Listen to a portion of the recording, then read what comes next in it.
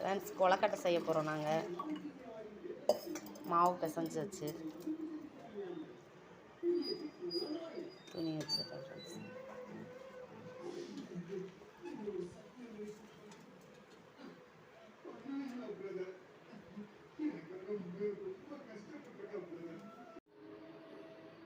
இப்படி இந்த மாதிரி எண்ணெய் ஊற்றி பிசைஞ்சோம்னா கொஞ்சம் நல்லாயிருக்கும் ஃப்ரெண்ட்ஸ்.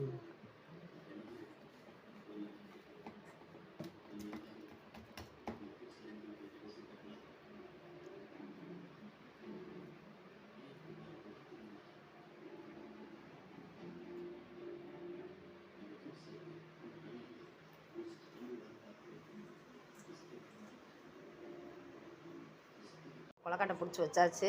இப்போ மூடிக்கிடுவோம் ஒரு 10 நிமிஷம். கொலக்கட்டை ரெடி ஆகிடுச்சு ஃப்ரெண்ட்ஸ். ஆவி வருது.